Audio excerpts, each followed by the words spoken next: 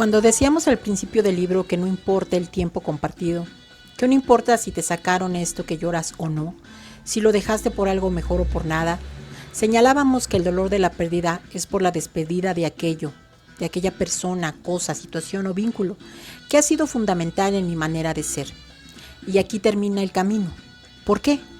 Porque me doy cuenta de todo lo que esa persona me dio y de que no se llevó con ella.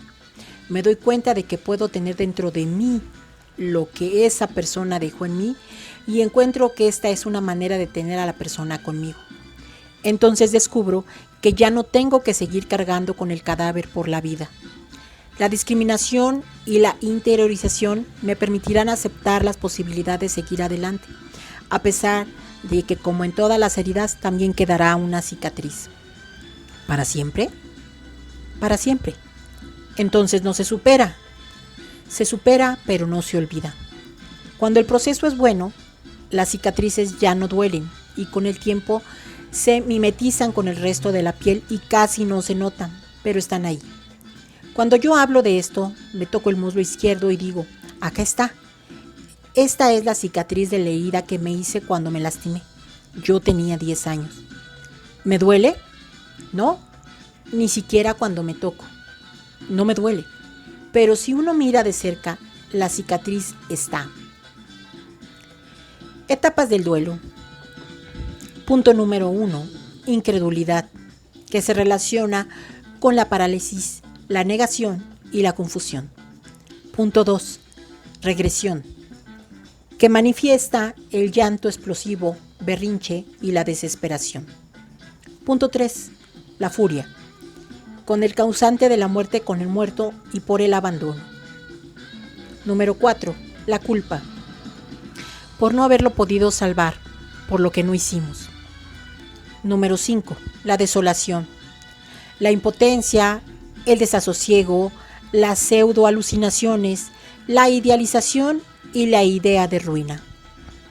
Punto número 6. La fecundidad, la acción dedicada, la acción inspirada. Y por último, número 7. La aceptación, que involucra la discriminación y la interiorización. Te dejo como ejemplo de la fecundidad y de la aceptación como símbolo de la salida del camino de las lágrimas este poema maravilloso de Maxim Kurmin. El hombre de las muchas L's. Al conocer los nombres de tu mal, nos mentimos como los miembros de cualquier consejo, y todos juramos conservar nuestros papeles hasta el acto final bajo tu mando. El principio fue casi fácil. La enfermedad te obligó a que renunciaras a tu mano izquierda, pero tu diestra creció más y más sabia, como el malabarista de un rey exigente, y cuando tu pierna derecha insensible te falló, te serviste del bastón montañero que nuestro padre usaba los domingos de misa. Sin embargo, el campo de batalla menguaba mes a mes, cuando ya no pudiste tragar la carne. Cocimos y molimos tu alimento y torcimos la pajita para que bebieses el chocolate. Y cuando más tarde dejaste de hablar, aún podías escribir las preguntas y tus respuestas en la pizarra mágica que conservábamos desde niños. Simplemente levantabas la página y volvías a empezar.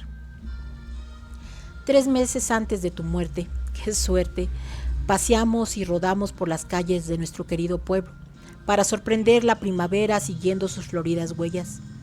Y tú, hermano, escribías los nombres de cada ridícula flor que yo desconocía. Lluvia de la gruta, espuela de la azucena, y escribiste aún en la pizarra lila, magnolia, oleandro, clavelina. ¡Ay, hombre de las muchas L's! ¡Ay, mi hermano querido! ¡Ay, mi astuto botánico fantasma! Me gustaría no volver a pronunciar más nunca esos extravagantes nombres vegetales. Me gustaría guardar esas palabras, esconderlas, como si fueran un conjuro, reservarlas para invocarte cada vez que te extrañe. Capítulo 6. Después del recorrido. En el medio del atolladero de angustia encontré la fuerza para luchar y salir adelante. Quizás me di cuenta de que mi esposa no hubiese querido verme así. Algo me hizo aferrarme a la vida y al amor. William Korn. Un duelo ha sido elaborado cuando la persona es capaz de pensar en el fallecido sin dolor intenso, cuando es capaz de volver a invertir sus emociones en la vida y en los vivos, cuando puede adaptarse a nuevos roles, cuando aunque sea por un instante experimenta gratitud. Sin embargo, aún en ese momento queda algo más que los duelos, una post-cicatrización, el tiempo del después. He recorrido todo el camino de las lágrimas, de punta a punta. ¿Por qué falta algo? Porque el que labora no olvida la pérdida después de terminado el proceso de duelo. Cuando llegue el cumpleaños del que se fue, o el aniversario de bodas, o el cumpleaños del nieto, o la Navidad, en cada uno de esos momentos, se revive la historia y la cicatriz se enrojece apenas y hasta vuelve a doler un poquito. Se trata de las reacciones de aniversario, según los libros, y que yo prefiero llamar el recuerdo de la cicatriz. Porque todo sucede como si fuera yo, sino el dolor de la cicatriz lo que me recuerda el pasado. Si bien es cierto que cada año las cicatrices hablan en voz más tenue, a veces pasa mucho tiempo hasta que dejan de recordarnos lo perdido. Supongo que hay algunas cicatrices más memoriosas que duelen para siempre. ¿Cuánto dura un duelo normal? ¿Existe un tiempo normal de duelo? Los libros dicen que sí, y los pacientes dicen que no. Y yo he aprendido a creerles a los pacientes. La verdad es que sí existe un tiempo y es tan variable y está sujeto a tantas circunstancias que de todas maneras es imprescindible. Cada uno tiene sus propios tiempos. Lo que sí creo es que existen tiempos mínimos. Pensar en alguien puede terminar de elaborar el duelo de un ser querido en menos de un año, y es difícil. Sí, no, mentiroso. ¿Y por qué digo menos de un año caprichosamente? Porque en un año sucede la mayoría de las primeras veces, y las primeras veces son siempre dolorosas, y porque aunque suene estúpido, cada primera vez es la primera vez sin él o sin ella. El primer año suele ser, aunque nos pese, un doloroso catálogo de estrenos de nuevos duelos, y cada uno de estos estrenos opera como un pequeño túnel del tiempo. Por él uno vuelve una y otra vez a la vivencia pasada, aunque por suerte cada vez sabe más del camino de retorno. Casi siempre la segunda Navidad es menos dolorosa que la primera. Quizás los tiempos naturales se correspondan con lo que decían nuestras abuelas. Un mes de duelo absoluto, 6 meses de luto riguroso. Un año de medio luto, 24 meses de guardar constricción. Estos periodos se parecen bastante a los tiempos psicológicos que refieren los que han recorrido el camino por la pérdida de alguien muy querido. El primer mes es terrible, los primeros 6 meses son muy difíciles, el primer año es bastante complicado y después empieza a hacerse más suave. No hay que olvidar que si se ha vivido casi toda la vida recientemente sabiendo que el otro existía, vivir el duelo de su ausencia implica empezar una nueva historia. Por lo dicho, del síndrome de las primeras veces, yo diría que un duelo por la muerte de un ser querido nunca podría durar menos de un año, y posiblemente, si algo no lo interrumpe, no dure mucho más allá de 2 años y medio. También creo que si después del primer año uno sigue clavado en el lugar del primer día, quizás sea una buena idea pedir ayuda. A veces es imprescindible que alguien me acompañe en el proceso porque, aunque más no sea para mostrarme por dónde no está la salida del laberinto. A veces es imprescindible que alguien me acompañe en el proceso, aunque más no sea para mostrarme por dónde está la salida del laberinto. Los grupos de pares no aportan el dato científico, ni funcionan bajo supervisión terapéutica. No tienen intención profesional, pero operan desde el maravilloso lugar del cuento Zen. Chen Su se encontraba perdido en un laberinto. De la cámara principal salían 50 caminos distintos. Le había llevado una semana explorar 9 de ellos. A menos que tenga suerte, se dijo, moriré antes de encontrar el camino correcto. No terminaba de pensar esto cuando se encontró con Shin-Su. No se conocían, pero Chen creyó que Shin era la respuesta a su ruego. «Qué suerte que te encuentro», dijo Chen. «Estoy perdido entre tanto camino.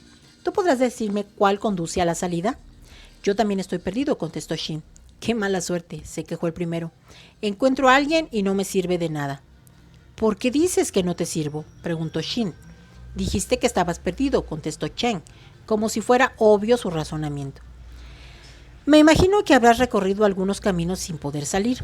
Yo he recorrido por mi parte 12 caminos que no conducen a ninguna parte. Juntos los dos sabemos mucho más del laberinto que antes de encontrarnos y eso es indudablemente mejor que nada. Predecir cuánto tiempo nos tomará completar el proceso de recuperación es difícil. Algunos podrán hacerlo en unos meses, para otros se requerirán años. La cantidad de tiempo invertido depende de muchas variables que interfieren y crean distintos patrones. La intensidad del apego al difunto, tipo de relación, intensidad de shock inicial, presencia, ausencia, de la aflicción anticipatoria, cuando la persona tiene tiempo de afligirse previamente a la muerte del ser querido.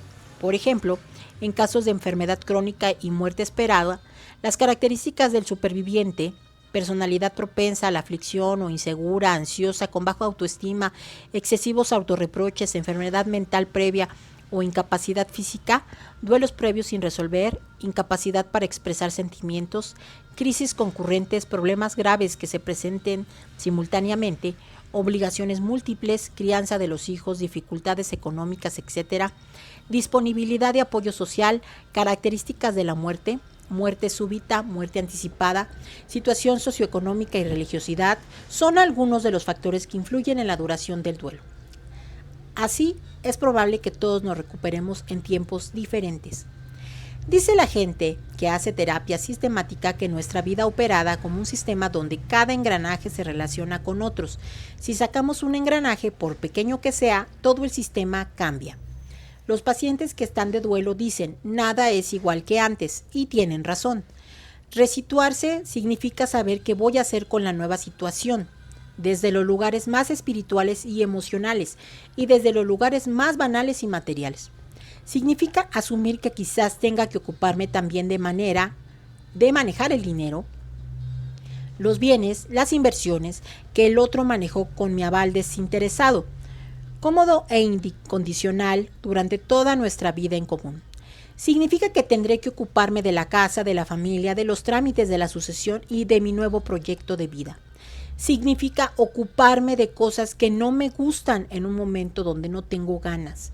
Es una tarea horrible, pero lo tengo que hacer mientras me ocupo como puedo del lugar que le voy a dar a la imagen interiorizada de lo perdido. Así que estos son los objetivos del duelo. Elaborar, resituarse y reubicar. 3 obstáculos que vencer, porque sin hacer alguna de estas tareas terminaremos cargando un cadáver sobre la espalda en un camino cuesta arriba. Rituales, empezar a soltar. Indudablemente hay cosas que ayudan al recorrido y otras que lo dificultan. Entre las que lo hacen más fácil están los ritos. A lo largo de casi toda mi vida fui una antirrutalista. Siempre los ritos me parecieron absurdos, sobre todo aquellos que rondeaban la muerte. La verdad es que la humanidad ha ido deshaciéndose de los ritos y volviéndose cada vez más aprensiva respecto a la muerte. La muerte tiene entre nosotros esa connotación tabú, lo prohibido y a la vez venerado de las cosas de las que no se puede hablar ni tocar. No menos de 3 o 4 veces por mes alguien llama al despacho para hacer una consulta del estilo de: murió fulano, tío, suegra, exesposo. ¿Debe ir el hijo al funeral o no? El abuelo muerto. ¿Se debe permitir a los chicos estar en el velorio? La madre de los sobrinos ha muerto. ¿Qué hay que decirle a los niños? Como si se dudara si conviene que los chicos sepan que la muerte es verdad. Como si fuera conveniente mentirle una eternidad falsa para que no se entere porque es muy chiquito y sufre. Lo que nosotros estamos produciendo al ocultar la muerte a nuestros chicos no tiene nombre. No podemos llegar a medir las consecuencias de sugerir que la inmortalidad es una posibilidad. Y esto tiene que ver con el habernos alejado de los ritos. Los ritos están diseñados para el aprendizaje y la adaptación del hombre a diferentes cosas, entre ellas para que el individuo acepte la muerte y acepte la elaboración del duelo. Los ritos tienen que ver con la función de aceptar que el muerto está muerto y con la legitimación de expresar públicamente el dolor, lo cual, como vimos, es importantísimo para el proceso. Los ritos, aprendí, son importantes. Un día, una paciente me contó que iba al cementerio todos los domingos. Ella visitaba la tumba de su marido muerto. Recuerdo que le preguntaba, nada ingenuamente, doña Raquel, ¿hace falta que vaya todos los domingos? ¿No puede dejar de ir alguna semana? Ella me dijo, no es que lo contradiga, doctor. Yo sé que usted me quiere ayudar, pero no funcionaría. Yo quise hacer esto antes de venir a verlo a usted. Traté de dejar de ir. Pero si no voy el domingo al cementerio, después me siento mal toda la semana. Me puse serio y sentencié. ¿Usted se siente mal cuando no va porque se siente culpable? Raquel comprensivamente me dijo, no, doctor, ¿qué me voy a sentir culpable? Mi marido hace 2 años que murió, no me siento culpable. ¿Sabe qué pasa? Yo voy ahí, me siento un rato, lloro, me quedo hablándole unos minutos y después me voy. Fuera del domingo, yo no lloro en toda la semana, pero cuando dejo de ir, ando llorando por todos lados. El cementerio me da un lugar y un espacio para llorar. A mí me impresionó y me hizo entender que yo estaba equivocado. Designar un espacio, un momento y un lugar para conectarse con el dolor funciona de verdad. Un rito que ordena y protege. Un rito que aporta un lugar serio y un tiempo sincero donde expresar para no tener que expresarlo en cualquier lugar y en cualquier momento. Esto es la historia de poder soltar. Mientras lo tengo conmigo, lo tengo. Cuando no lo tengo, no lo tengo más. ¿Se va a ir? Es su decisión. Está muy bien. Se va a quedar, es su decisión y está muy bien. Pero cuando esté conmigo, a mí me gustaría que esté conmigo. Esto es intensamente, comprometidamente. Vivo mi relación con mis amigos con toda la intensidad y si un día mis amigos se van, seguramente voy a decirles, no quiero, y seguramente me van a decir, me voy a ir igual, y yo voy a soltar. Uno de mis mejores amigos en el mundo está viviendo ahora en Nueva York, y la verdad es que fue muy dolorosa su partida.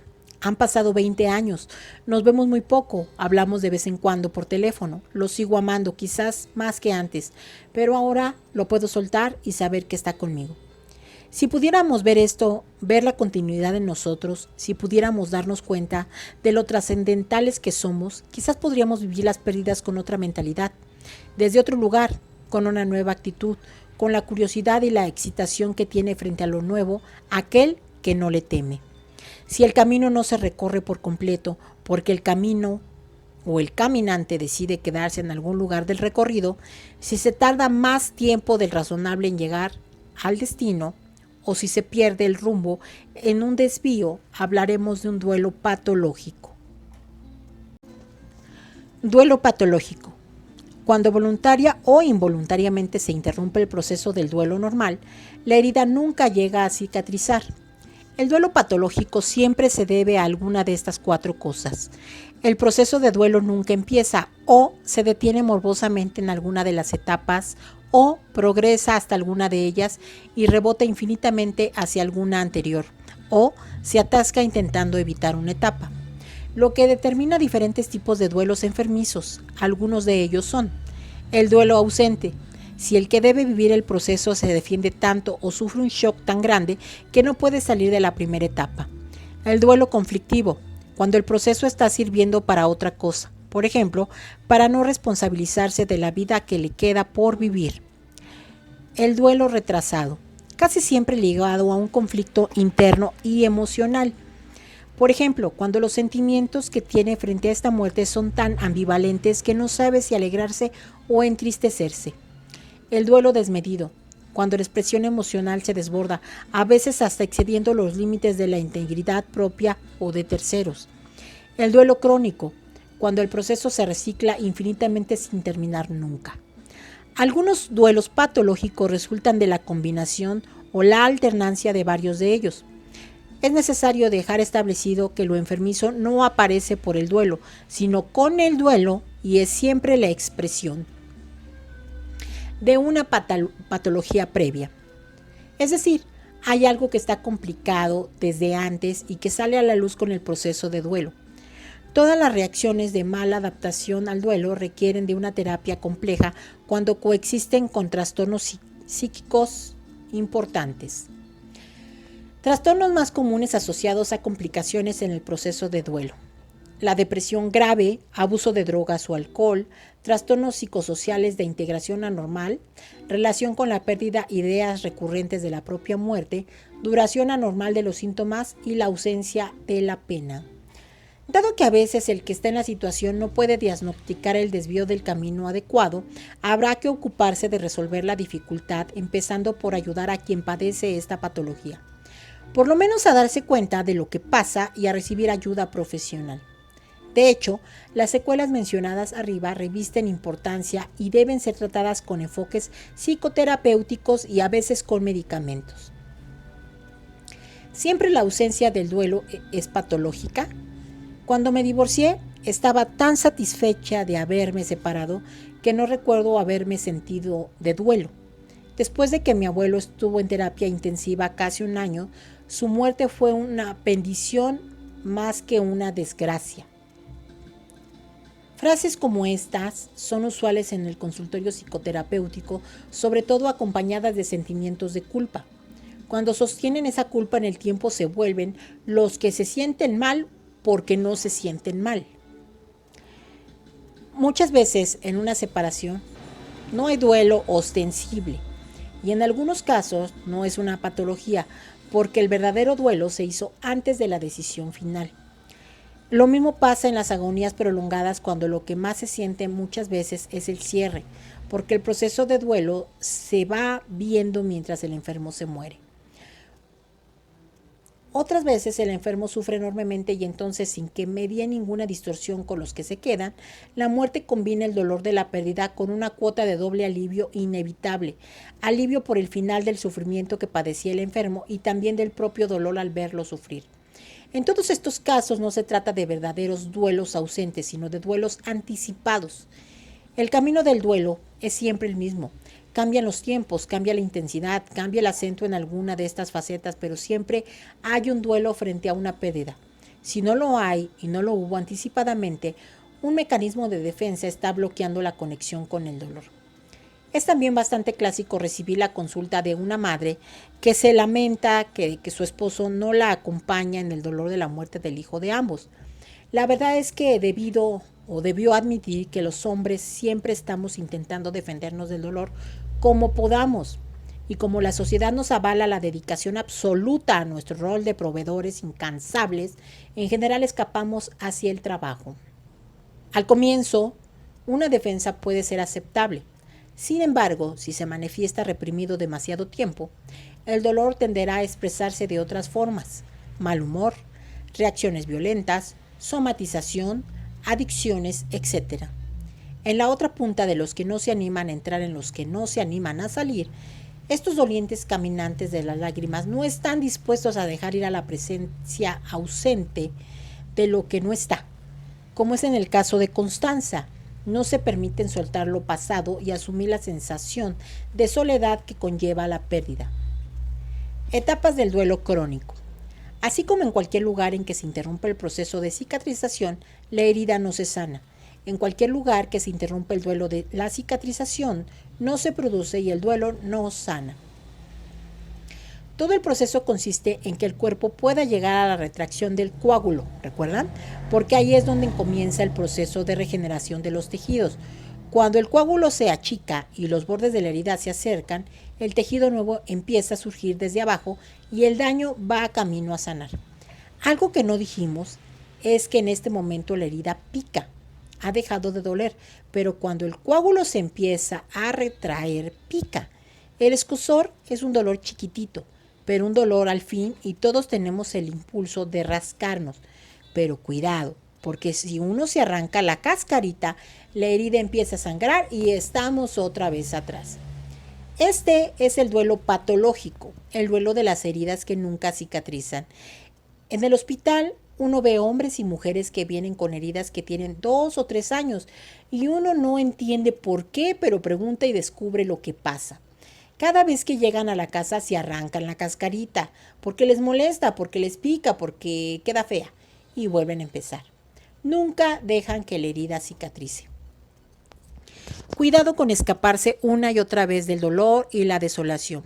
Cuidado con no querer vivir esto, porque si para escapar de esta etapa arrancamos la cascarita volviendo atrás, el duelo puede hacerse crónico. Pasan 15 años, 20 años, y cada vez que uno llega a la desolación, le teme tanto que huye hacia la bronca, escapa a la negación, se vuelve un niño, se queda en la culpa, corre hacia atrás, a cualquier lado, con tal de no pasar por esta tristeza infinita, con tal de no enfrentarse con el alma en ruinas. Y si no hacemos algo para que se termine el círculo vicioso, volvemos una y otra vez para atrás y cambiamos el dolor por sufrimiento y nos instalamos en él. ¿Y qué hay que hacer? Más bien se trata de lo que no hay que hacer. No hay que rascarse, hay que animarse a vivir el dolor de la etapa de la tristeza desolada y dejar que el río fluya confiando en que somos lo suficientemente fuertes para soportar el enorme dolor de la pena. Hablo de seguir peleando hasta llegar al final del camino y me acuerdo de una historia que siempre me hace reír mucho. Permíteme que te cuente, aunque más no sea para aflojar un poco nuestro corazón de tanto tema doloroso. Había una vez un mendigo que se encontró por azar en la puerta de una posada que tenía colgado un gran cartel con el nombre del lugar. Se llamaba La Posada de San Jorge y el Dragón. Imagínense la situación. Está nevando y el mendigo tiene hambre y mucho frío, pero no tiene dinero. Golpea la puerta de la posada. Se abre la puerta y aparece una señora con cara de muy pocos amigos y le dice: ¿qué quiere? El mendigo dice: mire, yo tengo hambre y frío. ¿Tiene dinero?, le grita la mujer. No, dinero no tengo. Y ¡plaf!, la mujer le cierra la puerta en la cara. El tipo se queda así, desolado. Se está por ir, pero decide insistir. Entonces golpea otra vez. ¿Y ahora qué quiere?, le dice la señora. Mire, le vengo a pedir por favor que me dé. Acá no estamos para hacer favores. Acá estamos para hacer negocios. Esto es una posada, un negocio. ¿No sabe lo que es una posada? Así que si no tiene dinero, se va. Y si no tiene para comer, muérase. ¡Plaf! Otra vez la puerta en la cara. El tipo se está por ir, pero decide insistir. Una vez más golpea la puerta y le dice: mire, señora, discúlpeme. Discúlpeme nada. Mire, si no se va, le voy a tirar un balde de agua fría encima. ¡Fuera! Y ¡plaf! Vuelve a cerrar la puerta de un golpe. El tipo baja la cabeza y retoma su camino. Se está yendo y al llegar a la esquina alza la vista y ve nuevamente el cartel que dice: La Posada de San Jorge y el Dragón. Entonces decide volver. Por última vez golpea la puerta. La señora le grita desde adentro: ¿y ahora qué? El mendigo le contesta: mire, en lugar de hablar con usted, ¿no puedo hablar con San Jorge? Yo creo que deberíamos ocuparnos, darnos cuenta, buscar la manera, encontrar los lugares, descubrir el cómo, hallar las personas, buscar los caminos para conectarnos con las mejores cosas que tenemos. Y las mejores cosas que tenemos son la lucha y el deseo de seguir adelante, las ganas de vivir la vida, que a pesar de enfrentarnos con dolores y temores, repito, vale la pena ser vivida. Hemos visto cómo detrás de un duelo ausente o detrás de un sufrimiento eterno puede esconderse la decisión de no vivir el duelo. La huida negadora y el cambio de dolor por sufrimiento son dos de los tres desvíos en los que uno se puede perder en el camino de las lágrimas. El tercer rebusque, utilizando el término de Vernet para no terminar de soltar al que no está, es la idealización. Este desvío está un poquito después de haber pasado por la desolación y se confunde con el sendero correcto de la identificación.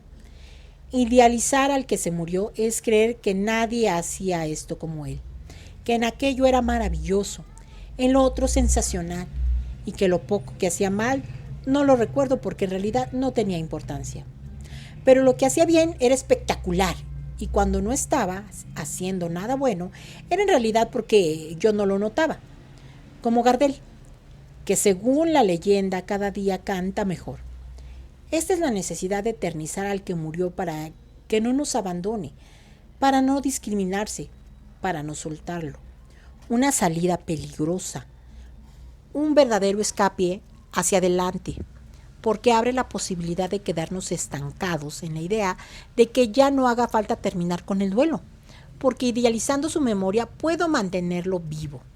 El desagradable nombre técnico de este proceso es momificación de lo perdido, como las películas de terror, embalsamar al cadáver para sentarlo a la mesa y servirle comida todos los días para decir, acá está, este es el lugar de papá,